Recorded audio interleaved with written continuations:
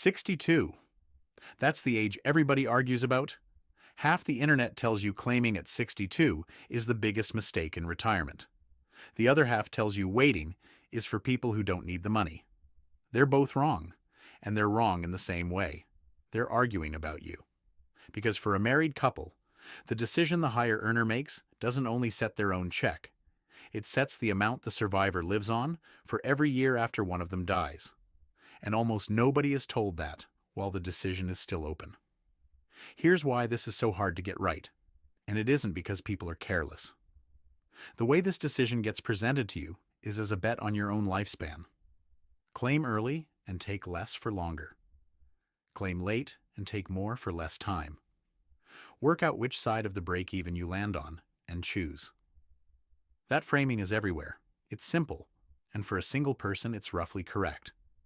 For a married couple, it's the wrong calculation entirely, because the check doesn't stop when the higher earner dies. It converts.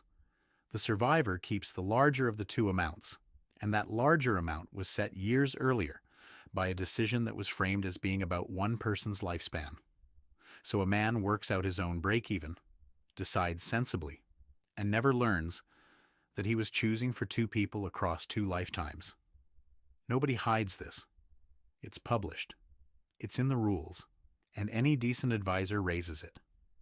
It's just that the free version of this advice, the version most people actually get, is a break-even calculator, and a calculator doesn't know you're married. 3 people are about to make this decision. One claims at 62 and it's right. One claims at 62 and it's expensive. One waits until 70 and shouldn't have. One thing before we start. I'm not your advisor, and I don't know your earnings record, your health, your marital history, or your other income, and every one of those changes the answer. What follows is how the mechanism works, not what you should do. The 2 percentages I'll mention are approximate and set by statute. Look up the current figures on the Social Security Administration's own site, rather than trusting a number from a video. Let's set the machinery out plainly, because a lot of people know the ages, and not the shape. You can start from 62. There's an age the system calls full retirement age. For most people watching this, it's 67, though it varies by birth year and you should check yours. And the amount keeps growing if you wait beyond that, up to 70, after which it stops growing entirely. Claim at 62, and the monthly amount is permanently reduced, roughly a quarter to a third below what you'd have had at full retirement age. Wait past full retirement age, and it rises by about 8% a year, until 70, permanently, in both directions. That word is doing most of the work in this video. Now the 3. Vern is 62. He's the higher earner in his marriage by a wide margin. He worked 40 years. His wife Alma worked intermittently while raising their children. Vern claims at 62 because he's tired, because the money is useful now, and because he ran a break-even calculator that told him it roughly didn't matter. Delia is also 62. She's the lower earner in her marriage. Her husband Gene is still working and plans to wait. Delia claims at 62. Everyone tells Delia the same thing they told Vern, that claiming early is a mistake. And Ross is 67, single, no children, and has decided to wait until 70 because everything he's read says waiting is the disciplined choice. Ross also has a heart condition his cardiologist describes as manageable. 3 decisions. 2 of them are wrong, and not the 2 you'd guess. Vern's mistake isn't that he claimed early. It's that he's the higher earner, and he claimed early. Here's the mechanism. When one spouse dies, the survivor doesn't keep both checks. They keep the larger of the 2, and the smaller one stops, which means the higher earner's amount isn't really their own. It's the household's floor. The number one of them will be living on, alone, possibly for a decade or more. Vern permanently reduced that floor by roughly a third, and he did it at 62, to a number that Alma may well be living on at 85. Read that again, because it reframes the whole decision. The higher earner isn't choosing how much to take. They're choosing how much the survivor gets for the rest of the survivor's life. And here's the part that makes it worse, and it's pure arithmetic. Women in these couples tend to outlive the men and tend to have the smaller earnings record. So the person most likely to be the survivor is also the person most likely to be the one whose own check was the smaller one, meaning she inherits his number, whatever he chose. Vern ran a break-even calculation on his own lifespan. The relevant lifespan was Alma's. 3 years in, Vern is enjoying the money. Nothing looks wrong. Delia is receiving her small check while Jean keeps working. Ross is waiting and feeling disciplined about it. Nobody can tell yet who was right. That's the entire difficulty of this decision. The feedback arrives 15 or 20 years late, and by then, it's unchangeable. Now let's do Delia, because she made the same move as Vern and got the opposite result. Delia is the lower earner. Her own check is small. And here's what matters. When Jean eventually dies, Delia's own amount becomes irrelevant. She'll step up to his, because the survivor keeps the larger. Which means the reduction she accepted at 62 applies to a number she will only receive for as long as Jean is alive. It doesn't follow her into widowhood. It doesn't set a floor for anybody. So the couple gets money now, from the check where early claiming costs least, while the check that actually matters long-term, Jean's, keeps growing at about 8% a year. This is the part almost nobody says out loud, because it doesn't fit either slogan. The right answer for many couples isn't claim early or wait. It's both, on different records, and which spouse does which depends on who earned more. And notice how badly the popular advice serves her. Delia is told she's making a mistake by people applying a rule built for a single person. She's not. She's doing the one thing the rule can't see. Vern is now at the age where his check would have been at full value, and he's receiving a permanently reduced one instead. Jean reaches full retirement age and keeps waiting. Every additional month adds to a number that will one day be Delia's floor. And Ross, still single, still waiting, has a bad month with his heart.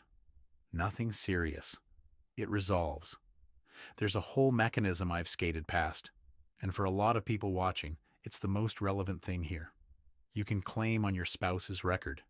If one of you worked far less, raised the children, worked part-time, worked in a job that didn't build much of a record, that person isn't limited to their own small amount. They can receive a benefit based on the higher earner's record instead, up to a portion of what the higher earner would get at full retirement age. It doesn't reduce the higher earner's check by a cent. It isn't taken out of their money. It's an additional entitlement, and an enormous number of people don't know it exists, because they've spent 40 years assuming their own thin work history was all they had. Two conditions matter, and they trip people up. The first, the higher earner generally has to have claimed before the spouse can claim on their record, which creates a genuine tension with everything I've been telling you, because the strategy that protects the survivor is for the higher earner to wait, and waiting means the spousal benefit can't start yet. That's a real conflict, not a trick question, and it's exactly the sort of thing that deserves an hour with somebody licensed rather than a rule of thumb. The second is the one almost nobody knows, and it can save you 3 years of unnecessary waiting. A spousal benefit does not grow past full retirement age. Your own benefit grows by about 8% a year if you wait past full retirement age. A spousal benefit does not. It stops increasing at full retirement age. Full stop. Read that again. If the amount you're going to receive is based on your spouse's record rather than your own, waiting past your full retirement age gains you nothing at all. You are simply not collecting money that was already at its maximum. And the advice everybody hears, wait as long as you can, will happily walk somebody straight into 3 years of that. Now let's deal with the thing that catches people who claim early and keep working, because it produces one of the angriest misunderstandings in this whole subject. If you claim before full retirement age and you're still earning above a certain level, some of your benefit gets withheld. People discover this in the worst possible way. They claim, they keep their job, and money they were expecting doesn't arrive. And the reaction is always the same. They're punishing me for working. Here's what almost nobody is told, and it changes how the whole thing feels. The withheld amount is not gone. Once you reach full retirement age, the calculation is adjusted to account for the months that were withheld. You get credited for them. It isn't a fine. It's a deferral. The system is essentially saying you claimed early while still earning, so we'll rebalance it later. That single fact would prevent an enormous amount of resentment, and it's almost never mentioned in the same breath as the rule itself. But hold that thought, because there's something with a much shorter deadline coming, and it's the only genuine undo button in this entire subject. Here's what I told you was coming, and it's the most time-sensitive thing in this video. There is a way to undo a claiming decision, and it has a 12-month deadline. Within 12 months of starting benefits, you can withdraw the application, once in your lifetime. The catch is real. You have to pay back what you've received. It's a form. It's called SSA 521. And after those 12 months, the door closes permanently. So if Vern's family works out what he's done to Alma's floor within the first year, there is a route back. After that, there isn't.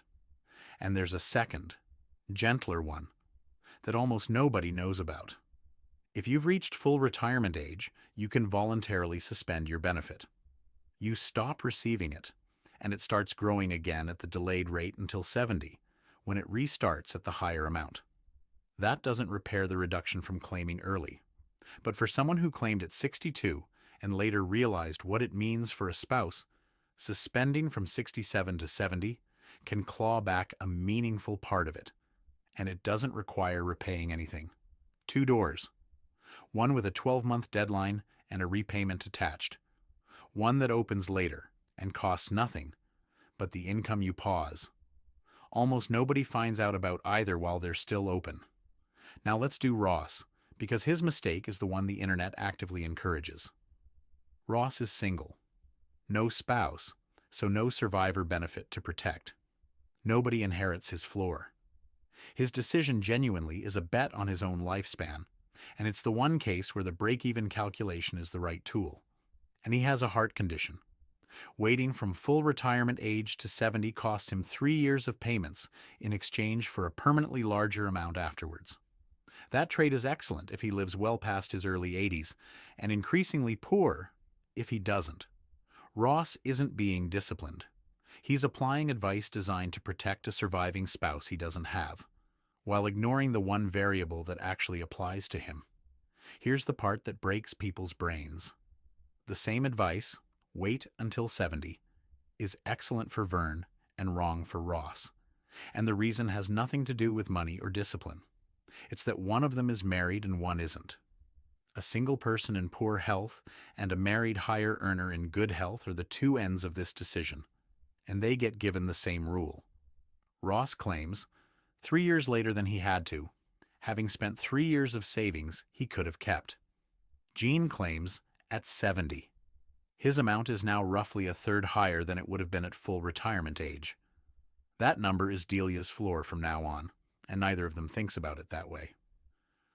Vern has been collecting a reduced check for 8 years. 2 more things that shape this and that people rarely factor in.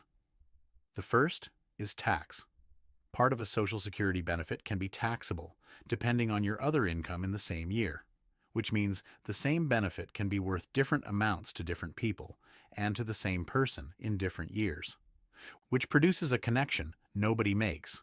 When you claim interacts with, when you take money out of your retirement accounts, claim early while also drawing heavily, and more of the benefit becomes taxable. Delay. Claiming and draw down the retirement account in those low years instead, and you can end up with a bigger benefit later and less tax along the way. That's the same low-income window we've talked about on this channel. This decision sits right in the middle of it. The second is the divorced spouse, and this one is genuinely unclaimed money. If you were married for at least 10 years and are now divorced and unmarried, you may be able to claim on your ex-spouse's record. It doesn't reduce what they receive. It doesn't require their permission. In many cases, they never find out. An enormous number of people don't know this exists, particularly women who were married a long time, worked less, and have assumed for decades that a divorce ended any claim on that record. It didn't, if the marriage lasted 10 years. That's the whole test. I've been rude about break-even calculations for 20 minutes, so let me be fair to them, because the arithmetic is real and worth understanding properly. The trade is simple. Claim early, and you collect for more years at a smaller amount. Wait, and you collect for fewer years at a larger one. Somewhere out there, the two lines cross, and that crossing point is the break-even. For most people, comparing claiming at 62 against waiting to 70, that crossing lands somewhere in the late 70s to early 80s. Live past it and waiting won. Die before it, and claiming early won. That's genuinely useful information, and I don't want to talk you out of knowing it. Here's what it leaves out, and why it misleads couples specifically. A break-even calculation asks, which choice puts more total dollars in my hand? It's a question about a sum. But that isn't the question a retiree actually faces. The real question is, what happens if I live much longer than I expect and run low? Those are different questions with different answers. If you die early, the money you didn't collect stops mattering. You're not there to miss it. If you live to 94 and your savings are thin, that larger monthly amount is the difference between comfortable and frightened every month for years. The risk isn't symmetrical, and a break-even calculation treats it as if it were. That's the honest case for waiting, and notice it isn't the case the internet usually makes. It's not waiting gets you more money. It might not. It's waiting buys you protection against the outcome you can't recover from. And for a married couple, it buys that protection for two people, one of whom will face it alone. A larger check is an insurance policy that pays out precisely when everything else has run down. That's worth more than its expected value, which is exactly the thing a calculator cannot see. At 75, all three are alive, and the picture still looks ambiguous. Vern has collected for 13 years. Jean has collected for 5, at a much larger amount. Ross for 5. At 82, Jean passes the point where waiting has paid for itself in pure dollars. And more importantly, Delia's floor is now set at his higher number rather than his lower one. And Vern is still fine. That's worth saying plainly. Nothing bad has happened to Vern. He's 82. He's been collecting for 20 years, and by his own break-even, he did reasonably. The cost of his decision has not landed on him at all. It's sitting there, waiting for Alma, and it will arrive on the day she becomes a widow. One more mechanism, and it's the one that quietly rewards a group of people nobody talks about. Your benefit isn't based on your last salary or your best salary. It's based on your highest 35 years of earnings, adjusted for inflation, averaged together. 35. That's the number, and here's what falls out of it. In two directions. If you worked fewer than 35 years, the missing years count as zeros. Not as nothing, as zeros, averaged in with everything else, dragging the average down. Somebody with 28 working years has 7 zeros sitting in their calculation. Which means another year of work doesn't just add a year, it deletes a zero. For that person, one more year can move the number meaningfully, far more than they'd guess. And if you have 35 years, but some of them are bad ones, the year you were laid off, the years you worked part-time while the children were small, a first job in 1981 that paid almost nothing even after adjustment, then a year worked now, at your current salary, replaces the worst year in the set. Not adds to it, replaces it. So somebody deciding whether to work one more year is usually thinking about the salary. They're missing half of it, because that year is also permanently editing a calculation that will pay them every month for the rest of their life, and their spouse afterwards. Here's the part that turns this into something you can act on. The people this helps most are the ones who assume it can't help them. Somebody with an interrupted career, somebody who took years out, somebody who thinks their record is too thin to matter. Those are precisely the records with zeros in them, and precisely the records where one more year moves the needle most, and it's checkable in 10 minutes. Your earnings record is on the Social Security site, year by year, going back to your first job. Count them. If there are fewer than 35 with real numbers in them, you've just found something worth knowing before you decide whether to stop working. Let me show you how this ends badly, because it isn't dramatic, and that's why it keeps happening. A couple. He earned considerably more. He claims at 62, reasonable, tired, the money is useful. The calculator said it roughly didn't matter. They lived comfortably for 15 years on 2 checks. He dies at 77. Her own small check stops. She steps up to his, the reduced one, the one he set at 62 on the assumption it was his own decision, and she lives another 14 years on it. 14 years, on a number chosen in an afternoon in 2011 by somebody who thought he was choosing for himself. Nothing went wrong. Nobody was cheated. Every step was reasonable, and the outcome is that a woman in her late 80s is living on roughly a third less than she could have been because of a form filled in when she was 60, and nobody said this one is about her too. That's the video. Not a trap and not a scam. A decision that was framed as personal and was never personal at all. Now let me argue the other side properly, because I've spent 20 minutes leaning one way, and there are people for whom claiming early is clearly right. If you need the money, claim it. Genuinely. A larger check at 70 is worthless if the years between were spent draining savings you couldn't afford to drain, or working a job that was damaging your health. Nobody's retirement is improved by optimizing a number while being miserable. If your health is poor, the arithmetic changes honestly and substantially, and the internet is strangely reluctant to say so. If you're single, the survivor argument, the main argument in this video, simply doesn't apply to you. Run your own break-even and be at peace with it. If you're the lower earner in a couple, claiming early can be the correct move, as Delia's case shows. And if delaying means spending down retirement accounts faster, that isn't automatically a loss, but it isn't automatically a win either. It depends on what those accounts would have earned and what it does to your tax year. And that's genuinely a calculation, not a slogan. The one thing I'd push back on hardest is the confidence. Anybody who tells you there's a single right claiming age for everyone is selling certainty. And certainty is the one thing this decision doesn't have. So which of the three are you? You might be Vern if you're the higher earner in a marriage and you're thinking about this as your own decision. It isn't. It's the survivor's floor, and the person most likely to be the survivor is probably sitting in the same house. You might be Delia if you're the lower earner, and you've been told you'd be foolish to claim early. You might be foolish. You might also be doing the one sensible thing that the popular rule can't see. The answer depends on whose record it is, and almost nobody asks that question first. You might be Ross if you're single and waiting because waiting sounds responsible. Check whether the advice you're following was written for somebody with a spouse. Quite often it was. And you might be somebody who claimed a few months ago and is now uneasy. If so, look up the 12-month window today, not next month.